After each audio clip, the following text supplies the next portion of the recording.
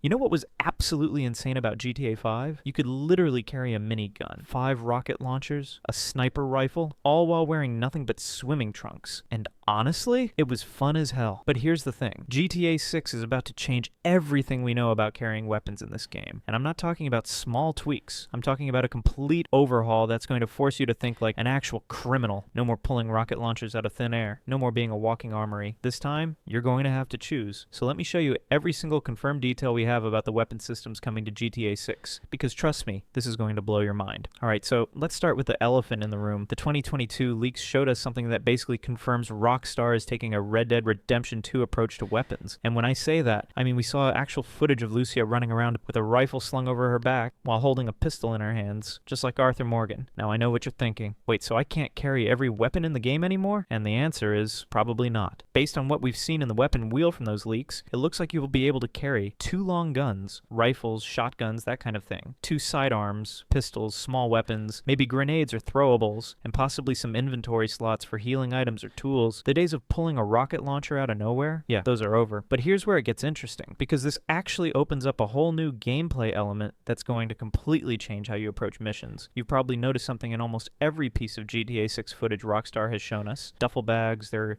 everywhere. In the official screenshots, in the trailer, on Rockstar's website, these bags are clearly a huge part of the game. And here's why that matters. In one of the leaked scenes, we see Jason, Lucia, and this guy Raul robbing what looks like a bank or a store. Everything's gone wrong. Cops everywhere. And you know what they're carrying? Duffel bags full of cash. But it's not just about money. We've also seen scenes with drug packages, plane drops in the middle of nowhere, and characters loading stuff into boats. So these duffel bags are going to serve multiple purposes. Think about it like this. Maybe you need extra firepower for a big heist. Rockets, body armor, extra ammo. You throw it all in a duffel bag. But here's the catch. If you drop that bag, you lose all that gear. It's basically like the sniper rifle case from Hitman Blood Money. You could stash it somewhere, come back for it later, or lose it if things go south. And that actually leads perfectly into the next massive change. Your car is now your locker. So if you can't carry everything on you, where do you keep your arsenal, your car trunk? The leaks literally confirm that you can open vehicle trunks and store weapons and items inside, which means your car becomes like your horse in Red Dead 2. It's not just transportation anymore, it's your mobile armory. Picture this. You pull up to a mission, pop the trunk, gear up with exactly what you need, grab your shotgun, your rifle, some grenades, close the trunk, and then you go in. Now I know some of you are thinking, no, man, that sounds tedious, but actually, this is going to save you time. Remember GTA 4? If you died,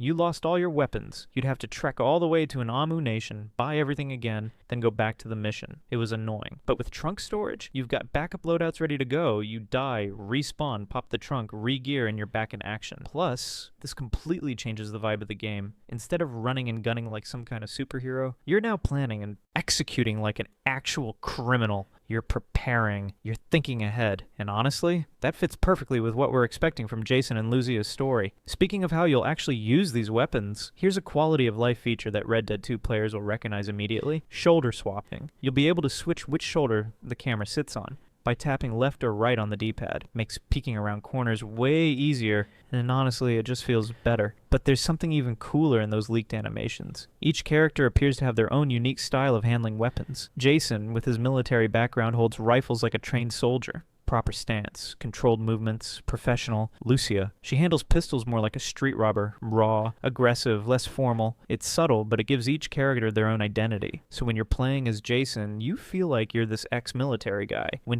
you're Lucia, you feel like a scrappy survivor. These little details, they're what make Rockstar games feel alive, and trust me, the technical stuff behind these animations is about to get wild. Alright, let's get a little nerdy for a second. Take-Two filed a patent called System and Method for Virtual Character Locomotion. Sounds boring, right? Wrong. In previous GTA games, animations were basically pre-made. You press reload, the game plays the reload animation. You get shot, it plays the stumble animation. Everything was canned, but this patent describes something different. Instead of just playing pre-recorded animations, GTA 6 is going to build animations in real time based on context. What does that mean for you? Imagine this. You've been sprinting for 2 blocks straight. You're exhausted. You stop to reload, and your character fumbles with the magazine because they're out of breath. Maybe they drop it. Maybe they struggle to chamber the round, or you get shot in the shoulder. Now when you aim, your gun sways more because your character can't brace properly. The recoil kicks harder, fighting to control it. Or you're in a tight hallway. Your character automatically brings the rifle up to high ready so it doesn't clip through the walls. We actually saw this in the leaks. Jason was prone on uneven ground, and his body was adjusting dynamically to the terrain while aiming. It wasn't static, it was fluid. This means combat is going to feel real. Recoil isn't just your camera shaking. Your character's arms are physically reacting to the kick of the weapon. You're going to have to actually control your shots. No more laser beam accuracy like GTA 5. And you know what else this means?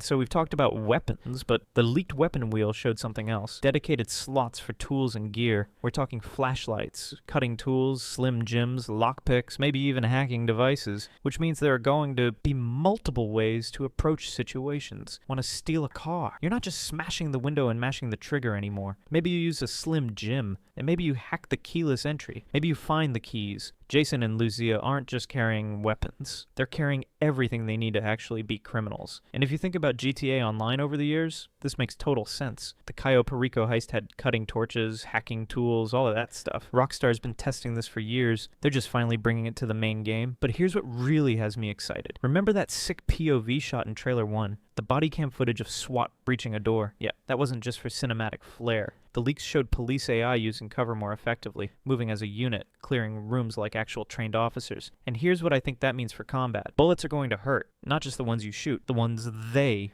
shoot. In GTA 5, enemies had pinpoint accuracy, but you had tons of health, so combat just felt like swatting mosquitoes. Annoying. Not tense. But imagine this instead. Enemies are less accurate, but when they do hit you, you're in trouble. Half your health gone. One good hit and you're limping. Suddenly you're actually scared to get hit. You're running from cover to cover thinking, oh, please don't hit me, please don't hit me, and then bang, they got you. Now your heart's racing. That's the adrenaline rush I want. And with 2 protagonists, there's potential for actual tactical gameplay. Jason lays down suppressing fire while Lucia flanks, working together like a real crew. It's giving me vibes of games like Brothers in Arms, where positioning actually matters. So let's bring it all together. When you finally get your hands on GTA 6, you're not going to be a walking armory anymore. Unless they've dramatically changed direction since 2022, but that doesn't look likely. You're going to have to think like an actual criminal. Plan your loadout. Use your car trunk. Carry what you need. Make tough choices. Do you bring the shotgun or the rifle? Both have advantages, but you can only carry so much. And the combat, it's going to feel weighted, dangerous, real. Now, as for the actual weapons themselves, expect more guns than any GTA game at launch, ever. Different M4 variants, AR-15 platforms, multiple AK versions, classic 1911 pistols, modern Glocks, Rockstar's going deep. And you know, they'll keep adding more post-launch. So that's everything we know about the weapon mechanics in GTA 6. From the limited inventory system to procedural animations, trunk storage to tactical police AI, this game is shaping up to be the most immersive criminal experience Rockstar has ever created. What do you think? Are you hyped for these changes? Or do you miss the days of carrying 47 weapons in your pants? And what guns do you want to see make it into the game? Let me know in the comments. I read every single one. Thanks for watching, and I'll catch you in the next one. Peace.